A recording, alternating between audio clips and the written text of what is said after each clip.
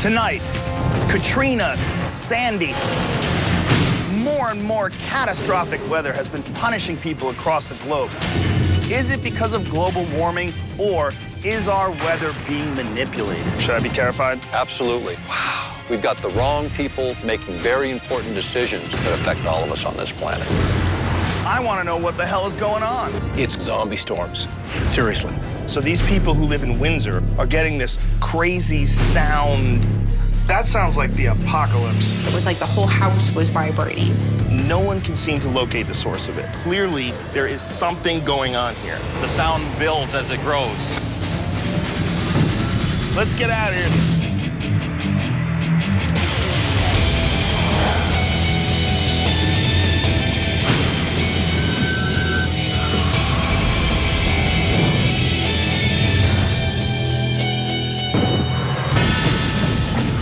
Mother Nature has been kicking the crap out of this planet lately.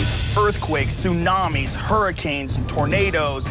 Many people attribute these disasters to global warming, but some people claim that something else may be going on, that many of these disasters may have been caused by human manipulation. One of the methods of manipulation is something called chemtrails. And what are chemtrails? There are people that believe that the cloud-like trails you see in the sky behind jets are actually the government spraying evil chemicals. Before I get into how chemtrails supposedly control the weather, I need to find out if there's any truth to chemicals being sprayed. I'm gonna look into this by talking to Kristen Megan, a whistleblower who is formerly with the US Air Force, and she claims that she's seen evidence that shows that this is exactly what's happening. Tell us about your experiences with chemtrails when you were with the Air Force. Part of my job was to approve hazardous materials that were acquired on base. I started seeing large quantities of strontium, barium, and aluminum. This material came too frequent, too much, with no contractor name. This didn't make sense to me. Did you ask anyone what all those chemicals are for? I asked a couple of people that were my equal rank that I felt I could confide in, but it was more of the shut up and color, let's not question it. So I started to see memos come down saying, disregard certain things that are called chemtrails, that's just the theory. We're working on weather items here, weather studies. I realized this is the perfect setup. Basically, aircraft from all over the Air Force gets taken to this base and gets dismantled down to the last screw, put back together, and before the paint is put on, you have white aircraft with no markings flying around. So to me, all the pieces fell into place. Is that a chemtrail? No, that's not a chemtrail. That's a contrail? It's a contrail. What is the difference between a contrail and a chemtrail? Contrails, they say, are the natural streams that occur behind jets that dissipate quickly, whereas chemtrails, they stay in the sky and become clouds. Now, has anybody identified one of these cargo aircrafts and found chemical containers inside? Has anybody found some sort of a distribution method, a spray nozzle, some sort of evidence to indicate that they're spraying things from planes? It's very controlled. You cannot go on a flight line and take pictures. If you do, you will be on the ground with an M16 in your back. I enjoyed talking to Kristen, but she's making some crazy claims. I believe that she saw those chemicals, but in my opinion, there's a gigantic leap between knowing these chemicals exist and proving that the government is spraying them from the skies. But if they are spraying them, how does it control the weather? Now, I have to admit that I am very skeptical when it comes to the idea of chemtrails, but if there's a man that's going to convince me, it's Michael Murphy. Michael is the go-to guy when it comes to chemtrails. He's made 2 documentaries on them. They've been seen by over 2 million people, and he claims that he has evidence that's going to convince me that chemtrails are real and that the government is using them to manipulate weather. Nice to meet you. Thanks for having me. So you believe that all these crisscrossing patterns in the sky, these are government planes that are spraying something that's trying to control the weather. It's been kept a secret from the American public. The pilots have kept their mouths shut, although they've flown thousands and thousands and thousands of flights, and that what they're doing is they're controlling the weather. We proved it in the last film. Yeah, there's no question about it. In some days we get very few trails, but there are trails. Other days we get a complete canopy. We noticed that those were the days that occurred right before major storms came in. And that's when we contacted meteorologists and started looking at, is there a connection between chemtrails and the weather? Every scientist said without question, you could build a cloud and create a storm front. Does this make any sense? If you can build a storm front, can you manipulate the weather? Is there any proof? When people have a difficult time grasping, I say, look at the weather. Have you ever uncovered any evidence where you have direct government documentation? They used it in a program called Project Popeye, where the U.S. government flooded out the Vietnamese Ho Chi Minh Trail. Those of us who have really studied this believe these are the most dangerous programs that this world has ever seen. Cloud seeding is one thing, and it's been proven for a long time. It's a fact that they use cloud seeding to try to flood the Ho Chi Minh Trail. But there's a big difference between cloud seeding and actively spraying chemicals like aluminum and barium over our head on a daily basis. You know the statement, extraordinary claims require extraordinary evidence? Absolutely. This is obviously an extraordinary claim. Do you feel like you have an extraordinary amount of evidence to back up this claim? I don't think it's an extraordinary claim. Have you ever looked at the websites debunking your documentary? Yeah. One of them is saying that you guys tested sludge, not water, and that dirt is naturally 7% aluminum, and that's what you're finding. Dirt does have naturally aluminum. It does have barium. Well, what is sludge? It's Maybe water called- mixed with dirt. That's not evidence of anybody spraying anything. You're buying being into tested. this, which Listen, is man, okay they're not with me. buying. You're admitting. Do you admit that the ground itself contains levels of aluminum? Of course. The ground was not mixed with water in there. It says sludge. What is sludge? It's water mixed with ground. But We it's can move on. It seems like this has to be done again. I will stand firm to this test.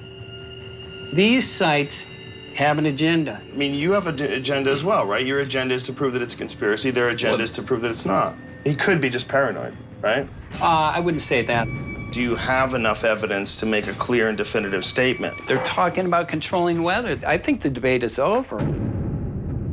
I'm not buying what Michael Murphy's selling. I'm even more skeptical now. I don't think he knows enough about the weather to be talking about this, so I'm gonna talk to a guy who does. His name is Scott Stevens. He's a meteorologist, and he is a chemtrail believer. First of all, man, thank you very much for doing this. Really appreciate it, and thanks for sharing whatever information you know about this. Now, as a meteorologist, what have you seen that's led you to believe that there's been some changes in the environment? I first began to get the inkling that there was something up in the 90s. Because, Joe, forecasting weather is not that difficult. We've got Ophelia, which continues to intensify just off the east coast of Florida, and that's the big concern. There were storms that were not behaving as they should. Time after time, the guys in D.C. were issuing what they termed a low-confidence forecast. And I'm like, but we see it, we know how big it is, we know how much water is there. Why is it a low-confidence forecast? So that was something that was in the back of my head. And in the meantime, I was always an alternative media kind of guy. Being in mainstream, I knew how much news was not delivered. So you have some videos to show me? You have some pictures of odd cloud formations, and honestly, Joe, I probably would still be going, what's going on, if I hadn't set up time-lapse cameras. Okay, beautiful. Let's check this stuff out. Let's go downstairs and check it out.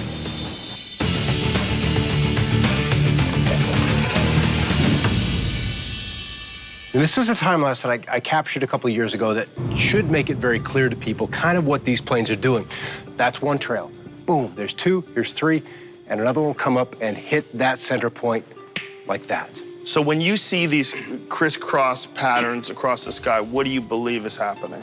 See this square in the clouds with the ice crystals weeping off of this. So something is coming this way, and it is this square void. But isn't that normal for clouds? Like random weird patterns? But they're not random. Clouds are supposed to be round. Well, look at this square cloud out here over Billings, Montana. And here's a void. Exactly matches the shape and orientation of this cloud. Huh. That shouldn't happen. And this happens frequently. You believe that there's some sort of technology that's controlling the weather? Sure. They want to claim climate change or carbon dioxide, but that doesn't make sense. It just doesn't wash. So there has to be some other delta, some other data, some other change that they're not considering. And in my opinion, it's zombie storms. Seriously.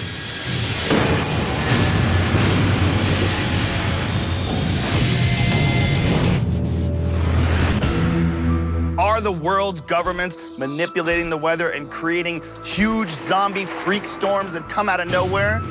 Well, that is what meteorologist Scott Stevens believes. As a meteorologist, you believe that there's some sort of technology that's controlling the weather? Yeah, we're having so many events that are beyond what is normal. Zombie storms are those things that just, say, rise up out of nowhere and that are these beasts. And in my opinion, it's global weather engineering, geoengineering, and it's been underway for every bit of 30 years. And that would explain why we have these droughts that are historic, why we have biblical floods in Australia. So you firmly believe in this? What I didn't know for the longest time is who is doing it to who. Russians against us against Chinese, you know, what is going on? And then I just kind of settled back that part of keeping the economic system going is consumption at higher prices. I saw you had Nibiru on your desktop. It exists. Nibiru exists. They're a benevolent race. Nibiru. Ah, if you've never heard of it, Nibiru is supposedly a planet. On Nibiru live these aliens called the Anunnaki. And the story goes that they actually created human beings. If you're willing to believe that giant aliens from another planet created people, I guess chemtrails aren't such a big stretch after all. That's pretty nutty stuff, right? So is communication via wireless. It is. We are incredible beings, Joe, incredible. What can we do that we don't know about? What can't we do? We've been kept from knowing that there are people from the stars. Once they're aware of this, people are going to then ask, what else do I need to know about? What else is there out there that they have not been forthright about? And that, I believe, is HAARP. Really? Seriously. HAARP stands for High Frequency Active Auroral Research Program. Uh-oh, here we go. HAARP. Every conspiracy theorist's ears just got a little bit bigger. For those of you who don't know what HAARP is, it's a top-secret military installation that some believe is being used to weaponize the weather. Do you feel like HAARP has anything to do with these weather modifications? Just like if you're going to build a house, you don't use one tool. So I think there are multiple tools, and HAARP is one of them. Whether it's the primary one or not, I don't know. The strange weather patterns, the zombie storms. Even though it's clear that something's going on, I'm not buying that chemtrails are causing all these things. I'm gonna talk to a man next. His name is Mick West, and he runs a debunking website where he clearly and scientifically analyzes all of the problems with the conspiracy theories behind chemtrails. Well, hello, Mick. Hey, Joe. Thanks for taking the time to educate us. Yep. Now, how did you get involved in this debunking of chemtrails? I've always been interested in debunking stuff, and I thought, oh, well, this sounds like a fairly straightforward thing to debunk. Right. It's like the gateway drug of conspiracy theories. It's easy to get sucked into. What a great way to describe it. Are chemtrails real? No, it's impossible to make a mile-wide trail by spraying powder. All that happens when a plane flies through the air is that it triggers a cloud. It's not actually really making a cloud. The cloud was ready to happen anyway. Yeah, and you know, people point to clouds like this. So this is a picture that's 100 years old. Here's another one. So these clouds have always existed. Do you think that it is possible that someone, for some reason, is spraying anything in the air? Yeah, obviously, it's possible to spray things out of planes, but as the military doing it secretly, we're very, very hard because the planes are visible. You would be able to take high-resolution photographs of the planes and see if they were spraying anything. This doesn't necessarily remove the possibility that the government or some nefarious group has sprayed something in the sky before. And there's most certainly evidence of cloud seeding. Well, cloud seeding's been going on since the 50s. Right. Contrails that they call chemtrails appear in a clear blue sky, which is completely different from cloud seeding. What are your thoughts on weather manipulation in the first place? What are your thoughts on, like, HAARP? Well, there's really wild speculation about what HAARP could actually do. Like it could, like, you know, create earthquakes and change the weather. But that's just basically wild speculation. Just because there's these HAARP patents that say, like, you can cause earthquakes, it doesn't mean anything. The fears of HAARP, you feel, are just based on ignorance. Yeah. Mick West put the last nail in the chemtrail coffin for me. But although he doesn't believe that HAARP can be used to manipulate the weather, some very intelligent people have been studying this technology for decades, and they believe that there are far more sinister applications for this technology than are being reported. I'm gonna go talk to one of them right now. His name is Nick Begich. He is an Alaska native, and he's been studying HAARP for over 2 decades and writing books about the subjects. Some of the things that he has to say are very disturbing. Nick, how are you? I'm doing good, thanks. Tell me about HARP. It's an array. A field of antennas. Right How now, many are in the 180. field? 180. 180, they're about 60 feet tall, and then they have a cross dipole that's about 45 feet by 45 feet. And these are located not just in Alaska. Now we have them across Canada and Europe, and then the old transmitters in the former Soviet Union, and the Chinese talking about developing their own. Should I be terrified? Absolutely. In fact, one that we've been following for a number of years now, biggest radio frequency transmitter ever developed in the world. Designed initially by the Air Force and Navy. Now it's run by DARPA, which does some of the more dark side of military research for weapons applications. Nick is now telling me that HARP is being run by DARPA. They're the guys who invent all sorts of crazy weapons that scare the out of you when you go online. And now they have the power to manipulate the weather. What do you think they're doing? What it's doing is it's literally heating up the ionosphere, which is about 30 miles above the Earth's surface, and then it pushes it out. So what happens then is the pressure systems in that region change, and jet streams moving in that area create a huge downstream effect, and one that cannot be accurately predicted. So affecting something in one part of the world could potentially affect something on the other side. Yes. So you may solve, say, a weather anomaly in one place and create 10 others that are uncontrollable. With electromagnetic waves, we could affect earthquakes, volcanic eruptions, and weather. And to trigger an earthquake, you basically have energy tied up in a fault zone. But if you could create a resonance signal that allowed that energy to release at a specific point in time, at a specific place, you could then direct it as a weapon. Wow. Can we just go back to horses and bows and arrows? Because I really think that this is out of our hands. So what Nick is saying is that HARP is sending massive energy into the sky that's being reflected down at the Earth in pinpoint locations, and that it could actually be used to cause earthquakes. HARP is like the triggering mechanism for taking the energy within the Earth and manipulating it in specific ways for weapons applications. That's turning the Earth into a weapon. Wow. Coming up. HARP can manipulate the weather and cause sound. The sound grows. It kind of has that tsunami effect. The whole house was vibrating. Does our government possess the technology to create massive storms? Author Nick Begich believes that it does, and that the tool is HARP. Tell me about HARP. Should I be terrified? HARP is like the triggering mechanism for taking the energy within the Earth and manipulating it in specific ways for weapons applications. That's turning the Earth into a weapon. Wow. HARP on a gross scale is really affecting geophysical systems, all right? And so there's sound associated with like a sonic event. They can make some sort of a sky quake with HARP. Yeah, these things are being reported around the world right now. Imagine a beautiful day. You're staring up at the sky, and then all of a sudden you hear what sounds like the end of the world. A podcast listener sent us this video of what a skyquake actually sounds like.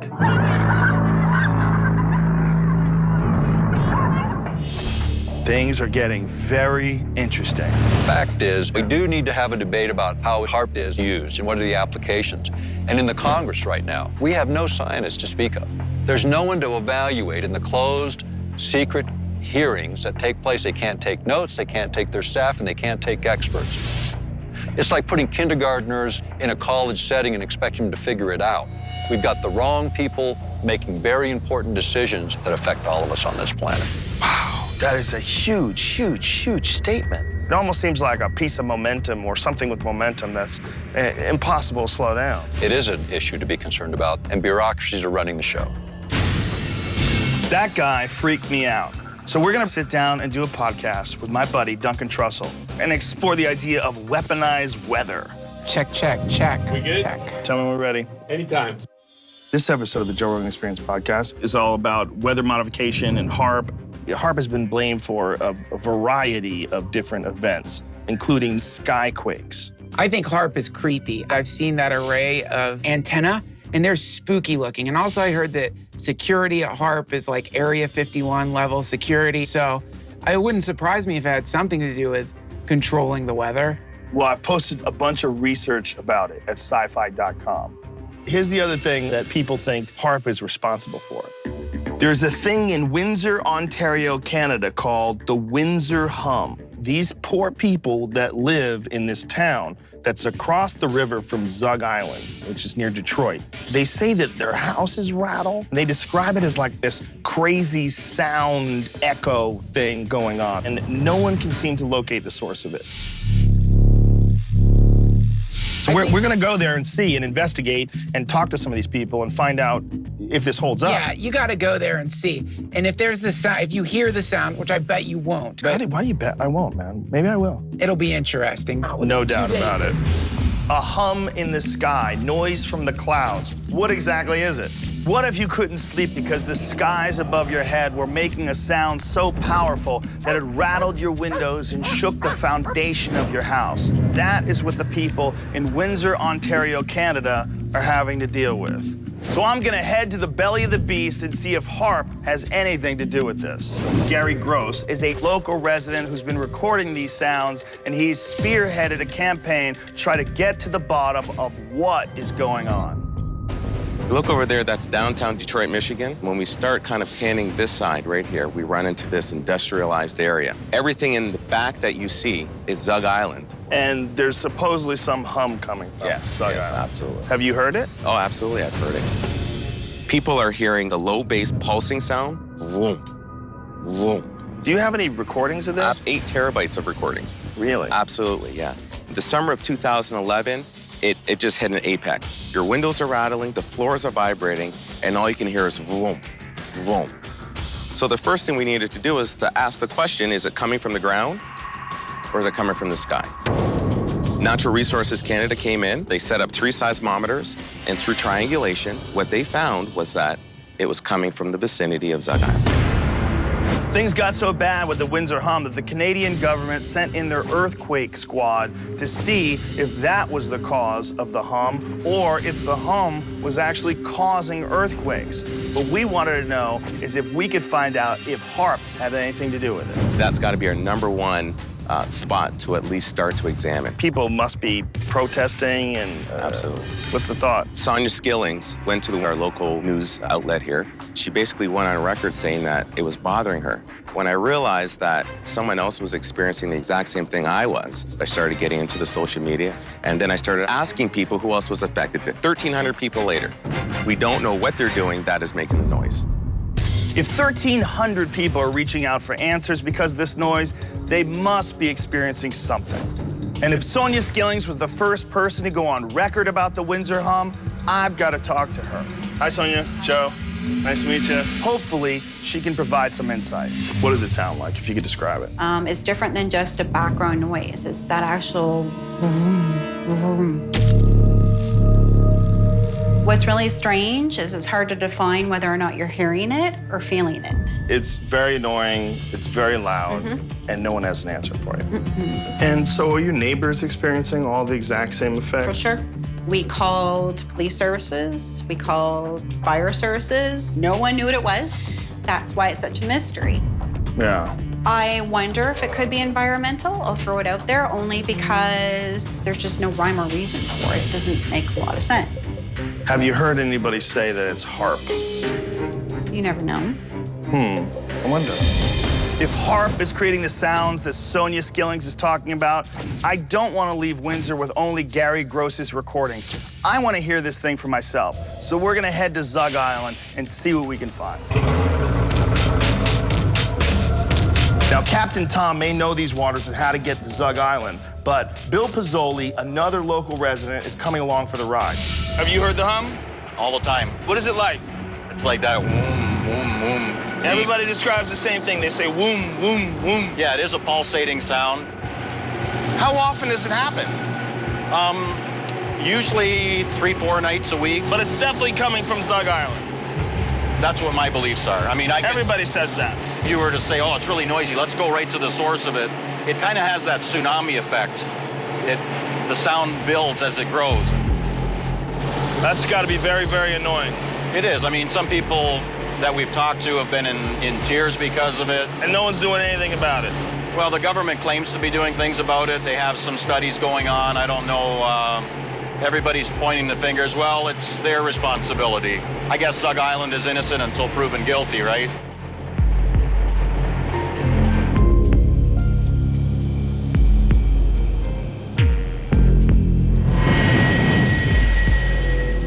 The island is here, so we're in the boat where the river will go right around, or this little channel goes all the way around. On the other side, where the mainland, there's like a little bridge. So my wife and I came just to kind of see how loud things were here. And then there was a security vehicle, and they escorted us down the street. Oh. Captain Tom, can you get the bridge up so we can go down the channel? Get more. Thanks, sir. I'm actually very surprised that they allow us to go through. Why's that? Yeah, I think they have a few things to hide. You hear the flames? That sounds loud. This has obviously got to be a high security area. There's people in towers that are watching our action here. Whatever they're doing is making me feel uncomfortable.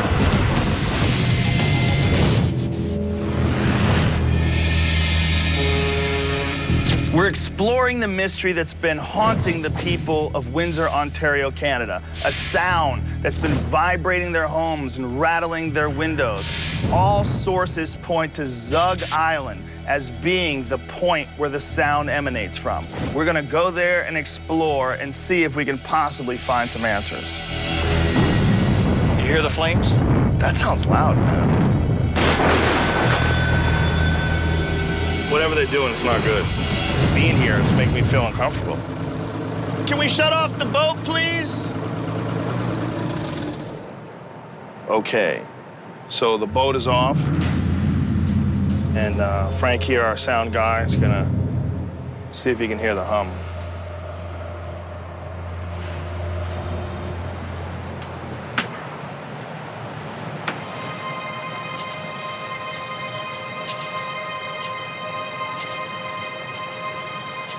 So now, Bill, you don't hear the hum, do you? A few minutes ago, I texted over to Canada to see if they could hear the hum, and she responded, mild hum right now.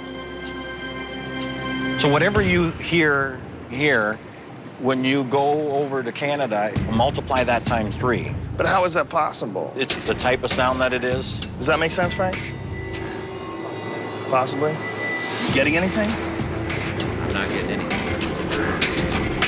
One thing I should point out is it smells terrible here. How would you describe the smell?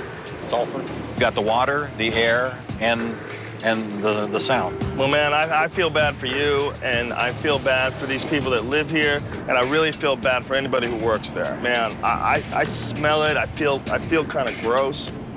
Maybe it's just my head, but I mean, I don't feel good. Let's get out of here, Tom. This place stinks. We didn't get a chance to hear the hum, but it's very obvious in talking to the people that live there that something's going on. We did get some audio recordings from Gary Gross, and I'm gonna bring these recordings to a man named Woody Norris. How are you, sir? Woody Norris is a true genius. He has over 80 patents. He's worked on projects for DARPA and the NSA, and he's been studying HAARP and skyquakes. When you talk to some folks about HAARP, they poo-poo it. They say, oh, no, doesn't have the capabilities of changing weather or creating skyquakes. Does HAARP have the capabilities that the conspiracy theories are attributing to it? I think they're within the realm of possibility.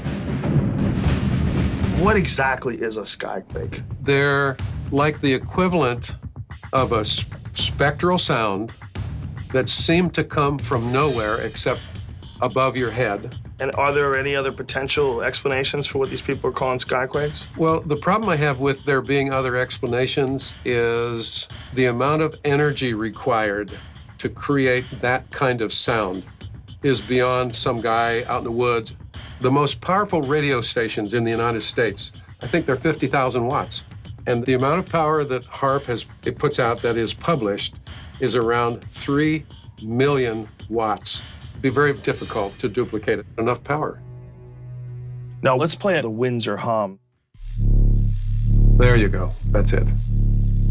Notice on the left of the screen, the little mesa or the plateau. That's around 40 or 50 vibrations per second. That's very deep. So that's Around a very 100. strange sound. Yeah, it is. What do you think that is? You think that's HAARP? That's what you think? Yes, and let me explain why. When you see a bolt of lightning, it ionizes the air, and then when it's finished putting out light, the air molecules crash together and you get this super loud sound. That's what that is. Okay, now, if HAARP can manipulate the ionosphere, it can cause sound as a byproduct of what is happening, Just recording it in the air. just coming out of the sky. What about the potential of using HAARP to create earthquakes? Do you think that that's possible? If you get sufficient intensity, probably. Wow. So to generate that kind of sound and to have it come from the sky, you know of no other method? No. I need to know if it's true now. Now we've created a huge problem. I need to know if this is true. I question everything, but I keep an open mind. All this stuff is very confusing, and it's really hard to figure out what the hell is going on. But I'm now gonna meet with a physicist named Brooks Agnew, who says that he can prove in a laboratory how HAARP can be used to manipulate weather. We'll see. How are you, man? Hi, how are you? Pleasure. Nice to meet you. What do you got going on here? Well, we've built this 128 cubic foot cloud chamber. What we're gonna do is demonstrate how, on a small scale, how HAARP would move weather around. How did you get involved with this stuff? I invented a portion of this technology called ground probing radar back in the early 80s. I used it to explore for oil and gas. I had a unique situation occur up in Roseburg, Oregon. Went up there with the technology, which was basically a broadcast unit mounted on an ATV. Turned it on, and a couple seconds later, big boom. Just triggered an earthquake. That created an earthquake.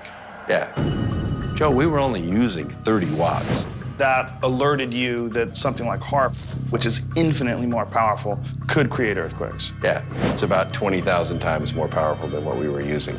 What we're using today is about 2 kilowatts, or about 1,000th the power of a normal HAARP antenna. And how does this cloud chamber demonstrate what HAARP can do? Well, what we have suspended above this is a mister. What we're gonna do is create a cold fog inside this chamber. And what's going on down there? This is a high voltage generator. What we're gonna do is couple that field with these 3 radiators, very similar to the way HAARP works. We'll demonstrate how HAARP would move weather around. Okay, but before we go too far, there's someone else I'd like to join us. Okay? Come on in.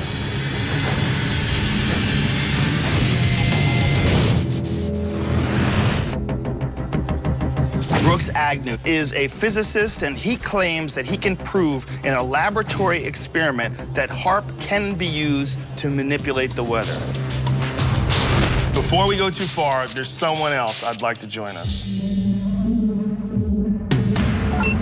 One look at Brooks Agnew's fish tank, and my meter is starting to go off. So I brought in Mick West to see if he could make some sense out of Brooks Agnew's contraption. Good to see you again. It's time for a believer and a skeptic to face off. You don't believe that HAARP has the ability to manipulate the weather? I think basically I don't think it has enough power to manipulate the weather. It's like, tossing a hot rock into a river. It's not going to do very much to the river. No basis Disagree? in fact.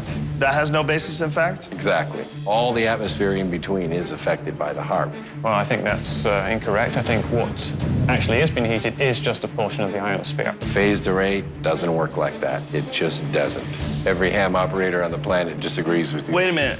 Who's right here? I'm too stupid to know which one of you guys is right. Okay, I'm skeptical, but I'm willing to keep an open mind. Maybe Brooks is gonna blow my mind. So Okay. I'll go ahead and turn it on right now.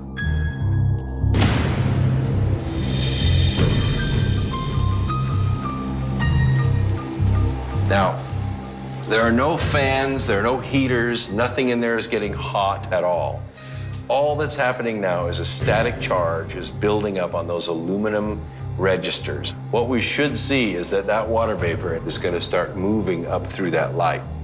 And in about a minute and a half, virtually all this water vapor will disappear. How long would it take for the water vapor to disappear organically without us? Well, it might stay there for an hour by itself. All that water vapor is starting to come up. and it's almost all gone now. And you can see the turbulence directly around those registers. I'm starting to see the turbulence. And that's exactly the way HAARP works. And I'm not saying that you could create weather, but you could move the weather patterns where you wanted them to go. You can manipulate it. Right. Mick, does that make sense to you that this would recreate or mimic the effects of HAARP? No. So what it does is it creates an electrical field around the device, which will charge things around it. This is just a simple rotating magnetic field. There's obviously high voltage in there. I'm just making a fair scientific case. And you can see that this is cool to the touch. Right. Is that boxed There's no heat. Feels kind of warm in here. That's warm. This is hot. That's hot.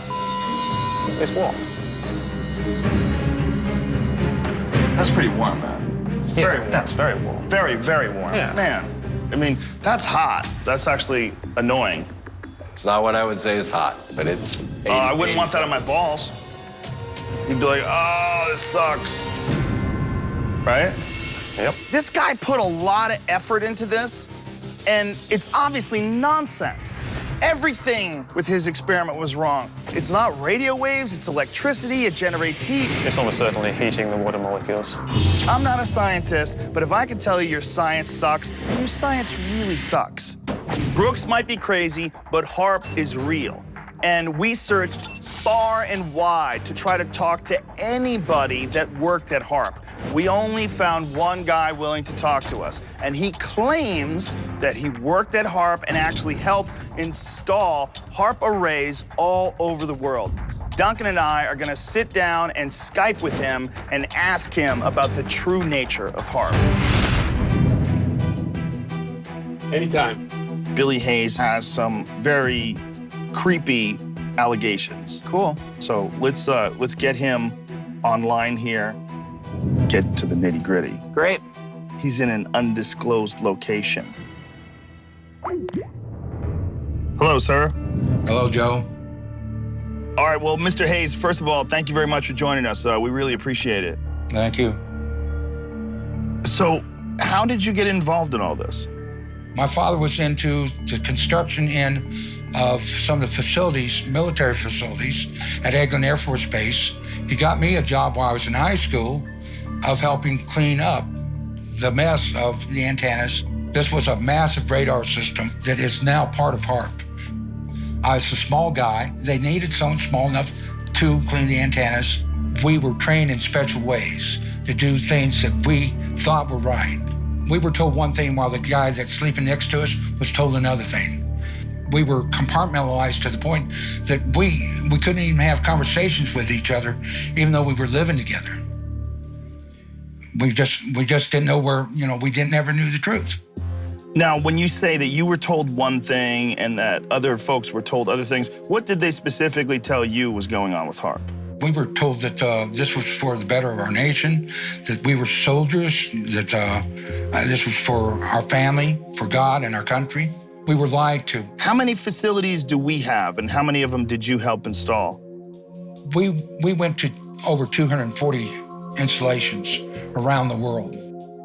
Can HAARP manipulate the weather? Do you think that Hurricane Sandy was intentionally caused by HAARP? What about Hurricane Katrina? What about some of these gigantic tornadoes? You really want me to get into that? I don't think you want me to go there. Yes. HAARP is still freaking me out. I don't know what it is, but Billy Hayes claims he knows exactly what HAARP is being used for and that he actually was one of the people that helped build HAARP installations all over the world. Can HAARP manipulate the weather? You really want me to get into that? I don't think you want me to go there. Yes. Let's put it this way. 20 to 25% of the weather systems are manipulated. Wow. 25%. That's a massive amount of damage, loss of life. That's incredible. That's a terrifying statement. Same thing goes for earthquakes. They're capable of shaking lose the positions of where an earthquake is going to happen to make it happen when they want it to happen. That's incredible. We have damaged the ionosphere with HAARP. You and I are talking about what's happening here on Earth, but no one fails to comprehend what HAARP frequencies are capable of doing beyond our universe. So other universes could be affected by HAARP? We could be affecting our own sun. Now understand, they want to be able to collect antimatter. The only way to store antimatter is in the magnetosphere. So they want to store antimatter in the magnetosphere. Exactamento. HAARP beams are going out and damaging other universes, and they're also storing antimatter in the magnetosphere. Seems totally logical. There's all sorts of weirdos that work around the HAARP. I believe you. All right, thank you very much, sir. Really appreciate your time. Thank you. Watch out. Wow. Okay. He said a lot of word salad. Sure. I don't know, man. There's so much conspiratorial, leaning. But if HAARP is capable of causing earthquakes, tornadoes, what a great weapon that would be. Yeah, I agree. That's not outside the realm of possibility. They would experiment on affecting weather. I don't know, man.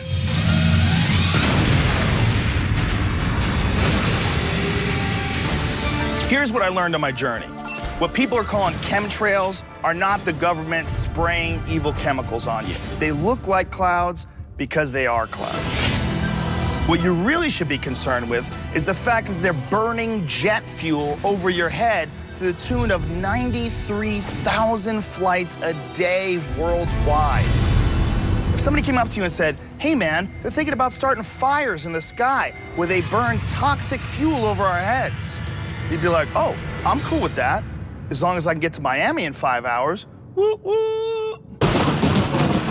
The HAARP thing is a bit more confusing. It's terrifying when you're too dumb to know who's stupid. And unfortunately, that's where I find myself. I don't know who's correct. And the only people who really know are the people that are working at HAARP. And none of them are talking. And I wouldn't talk either. Just when the aliens come, you got some splaining to do. I'm scared. Me too. Cue the spooky music.